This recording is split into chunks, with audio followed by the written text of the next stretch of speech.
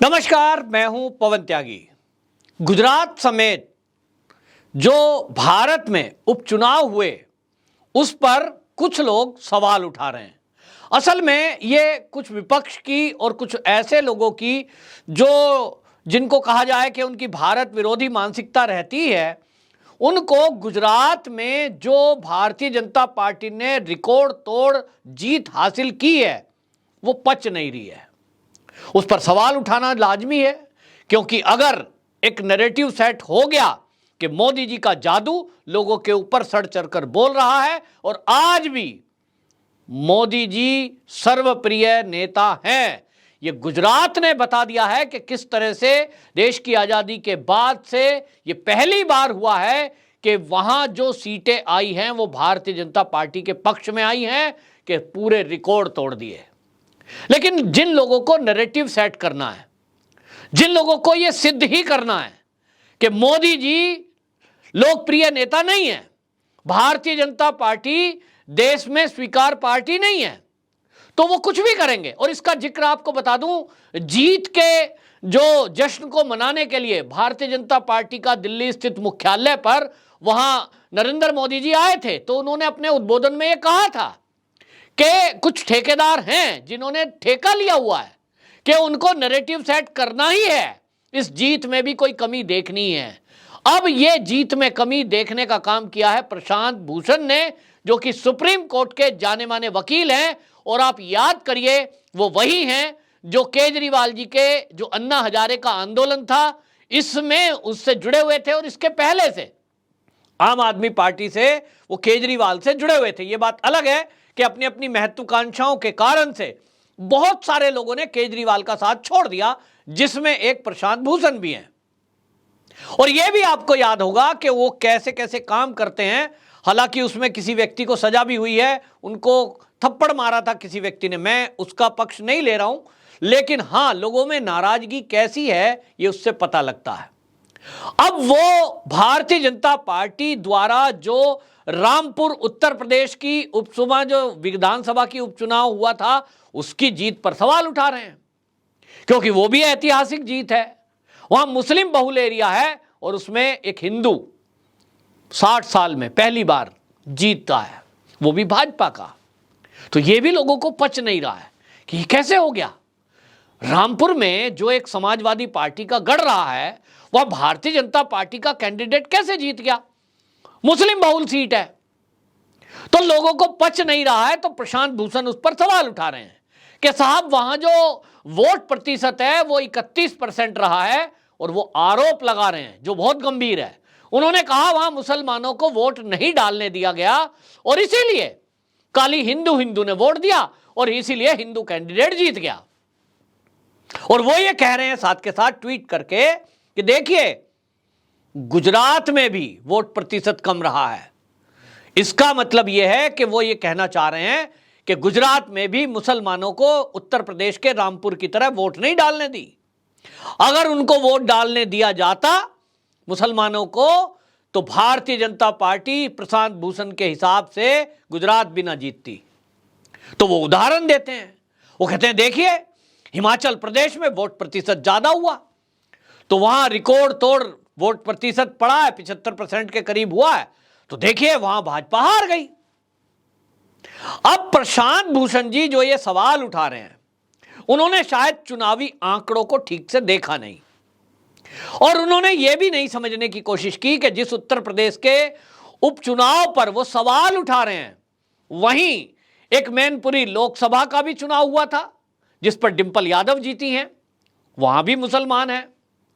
और वो ये भी भूल गए कि वहां खतौली का जो विधानसभा का चुनाव है, वो खतौली विधानसभा चुनाव भी भारतीय जनता पार्टी हार गई, वहां भी मुसलमान है। लेकिन वहां मुसलमानों ने नहीं हराया खतौली में, वहां हिंदुओं ने वोट नहीं की बीजेपी को। अब प्रशांत भूषण केवल गुजरात को फोकस करना चाह रहे थे, और वो ये बताना चाह रहे थे कि जैसे रामपुर में कम वोट डले जिसके कारण भाजपा जीती, वही कम वोट गुजरात में पड़े हैं, वोट प्रतिशत कम है, इसके कारण भाजपा जीत गई। यानी उनके अनुसार मुसलमानों को जहां जहां भाजपा वोट डालने से रोकती है, वहीं भाजपा जीतती है, बाकी सब जगह हार जाती है। तो प्रशांत भूषण जी को मैं कुछ आंकड़े बताना चाहता हूं जो उनको यह ध्यान रखना चाहिए। वो याद रखें कि जिस हिमाचल प्रदेश में वो ये बता रहे हैं कि वहां वोट प्रतिशत ज्यादा हुआ है, और हिमाचल में जो वोट पड़ी है वहां वो बताना चाह रहे हैं कि वहां वोट डालने दिया गया मुसलमानों को, इसलिए जीत गए, तो वो समझ लें कि वहां 2.1 कितना प्रशांत भूषण जी 2.1% मुसलमान है हिमाचल के अंदर। उनके वोट डालने या ना डालने से अगर असर पड़ता तो आपको यह भी ध्यान में रखना चाहिए कि वहां 97% हिंदू है, और यह भी याद रखना चाहिए कि वहां यह लगातार पिछले कई सालों से चल रहा है कि एक बार भाजपा एक बार कांग्रेस। दूसरा, यह भी उनको याद रखना चाहिए कि वहां भारतीय जनता पार्टी यदि हारी है तो 1% से भी कम वोट से 0.9 यह प्रतिशत हार का है। मुसलमान वोट कितना परसेंट है? 2.1%। और हार का अंतर कितना है, या यूं कहें जो कांग्रेस जीती है 1% मान लेते हैं, 0.9 है, 1% वोट से जीती है। अब यहां आपको यह भी बता दूं प्रशांत भूषण जी कि हिमाचल में जो भारतीय जनता पार्टी हारी है वहां 9 सीट तो ऐसी थी जहां उन्होंने पुराने विधायकों को टिकट नहीं दिया, वो बागी हो गए और वो निर्दलीय लड़े और वो जीत गए, या उन्होंने वहां भाजपा के कैंडिडेटों को हराने के लिए काम किया। तो 9 सीट तो ऐसी है जहां बागी थे, और 11 सीट उसमें ऐसी हैं हिमाचल की जहां जिनको टिकट नहीं मिला, नाराज हो गए, ऐसे बागी लोगों ने भाजपा के कैंडिडेटों को हराने के लिए पूरा काम किया है, और वहां इसीलिए 1% वोट से भाजपा के कैंडिडेट हारे हैं। यानी लगभग 20 सीट ऐसी हैं यदि भारतीय जनता पार्टी लोगों के टिकट नहीं काटती पुराने विधायकों के और ये बागी ना होते, उसकी वजह से हारी है जी। मुसलमान के वोट से वहां फर्क नहीं पड़ता, 2.1% है। लेकिन आप कहना चाहते हो कि गुजरात में वोट प्रतिशत कम हुआ है इसलिए गुजरात में भारतीय जनता पार्टी जीत गई, जैसे रामपुर का आप उदाहरण दे रहे हो। तो यह भी आपको याद रखना चाहिए कि गुजरात के अंदर जो वोट प्रतिशत है वो 65% से अधिक हुआ है एवरेज। ये क्या कम होता है? इसको आप कम मानते हैं। और यहां यह भी याद रखिए कि जो मुस्लिम वोटर है यहां गुजरात के अंदर वो 10% के लगभग है। तो ये 10% मुसलमान ये काफी इफेक्ट डालता है चुनाव पर। तो किसको कितनी सीटें आई हैं? वहां कांग्रेस, जहां आप कह रहे हो कि साहब वोट प्रतिशत कम हुआ इसलिए भाजपा ने वहां सीटें कायम कर ली, तो आप देखें कि कांग्रेस जो है वहां पिछली बार उसको 77 थी, इस बार 20 पे सिमटी है। आम आदमी पार्टी 6 पे सिमटी है, और वो मुस्लिम बहुल एरिया से ही ये दोनों पार्टियां ये दावा ठोक रही थी। अगर आपकी बात मान भी लें तो क्या प्रशांत भूषण जी आपके अलावा गुजरात के किसी मुसलमान ने यह आरोप लगाए हैं कि हमको वोट नहीं डालने दिया गुजरात में, हमको वहां की बीजेपी गवर्नमेंट ने चुनाव आयोग से मिलकर यह रोका? ऐसा कहीं एक भी शिकायत आई है कहीं? यह आरोप आम आदमी पार्टी ने लगाया क्या जो चुनाव मैदान में थी? नहीं, आपने किसी ने नहीं सुना होगा कि केजरीवाल जी जो बहाना बनाने में माहिर हैं उन्होंने कहीं यह बयान दिया है गुजरात हारने के बाद कि साहब मुसलमान हमारा वोटर था और उसको वोट नहीं डालने दिया, वोट प्रतिशत डाउन रहा। ऐसा तो नहीं कहा। कांग्रेस के किसी प्रवक्ता ने, कांग्रेस के राहुल गांधी ने नहीं बयान दिया। तो प्रशांत भूषण जी के दिमाग में ये कैसे आया है? ये है नैरेटिव चलाने वाले। ये देखिए पूरा पैकेज है इनका कि कोई वकील होंगे, कभी फिर एनजीओ चलाने वाले होंगे, फिर जो है कोई टीवी चैनल वाला आएगा, फिर इनका इंटरव्यू दिखाएगा, और हो सकता है 2-4 मुसलमानों को भी पकड़ के ले आए। लेकिन हकीकत यह है कि इस देश में एक ट्रेंड है कि भारतीय जनता पार्टी जो सही भी करे तो वो गलत, और जो बाकी दल गलत भी करे उस पर कोई सवाल नहीं। प्रशांत भूषण जी ये आम आदमी पार्टी के केजरीवाल जी से पूछेंगे क्या कि आप दावा कर रहे थे सरकार बनने जा रही है, आपने ये कहा कि आईबी की रिपोर्ट है, उन्होंने एक देश की संवैधानिक संस्था यानी आप जांच एजेंसी आईबी का नाम ले रहे हैं, उसके नाम का आप दुरुपयोग कर रहे हैं प्रचार में। आपने सवाल उठाया, आप वकील हैं, डालिए एक पीआईएल कि केजरीवाल जी ने आईबी का नाम कैसे यूज करते हुए ये कह दिया कि आईबी की रिपोर्ट आई है, केजरीवाल की सरकार बन रही है। आप उस पर सवाल नहीं उठाएंगे। जितने घपले घोटाले, नोट पकड़े गए, नोटों के खुलासे हुए, भ्रष्टाचार दिल्ली में हो रहा है, उस पर कोई सवाल नहीं पूछोगे।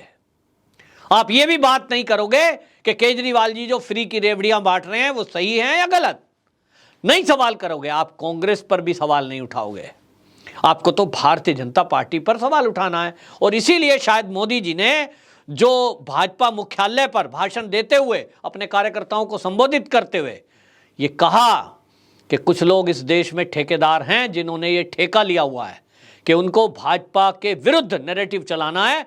एक एमसीडी चुनाव को लाइव टेलीकास्ट सुबह से सारे चैनल कर रहे थे, जैसे मानो कितना बड़ा चुनाव है कि देश का प्रधानमंत्री चुना जाना है। एमसीडी, इस तरह की नगर निकाय भारत के अंदर कितने हैं, और साल में कभी ना कभी कहीं ना कहीं चुनाव होता रहता है।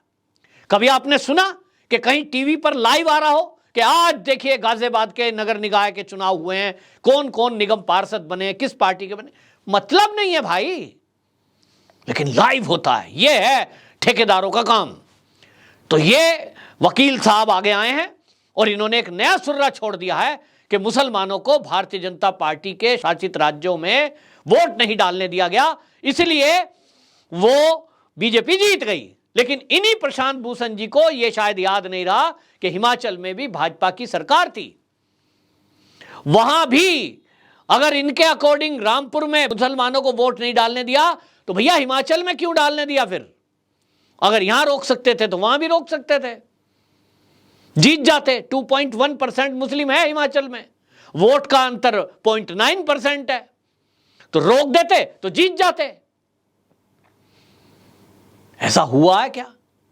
और आप अगर गुजरात की बात कर रहे हो कि गुजरात में भी इसीलिए भाजपा जीत गई, तो आप अपनी याददाश्त को ठीक कर लीजिए कि वहां भारतीय जनता पार्टी ने पिछले सारे रिकॉर्डों को ध्वस्त किया है ही नहीं कोई टक्कर में। अगर टोटल वोट मुस्लिमों की आप काट भी देंगे, घटा भी देंगे, तो भी 130 के आंकड़े से नीचे नहीं जानी थी भाजपा। लेकिन यहां आपको बता दूं कि आप जो मुसलमानों के वोट के ठेकेदार बनती है पार्टी, वो अब समझ लें और वो गुजरात जरूर घूम के आए। और मैं उनसे आग्रह करूंगा, प्रशांत भूषण जी, स्पेशली आप और आपकी टीम और जो भी इस तरह के बिकाऊ मीडिया हैं, कृपया करके सच में वो गुजरात के मुसलमानों से बात करके आए, बिना कैमरे भी जाएं और बात करें, तो वो आपको बताएंगे कि वो भाजपा को कितना पसंद करते हैं और उन्होंने वोट कितने लोगों ने दिया है। आप आंकड़ा ले लें वहां से। पूरे देश को गुजरात से सीखना चाहिए।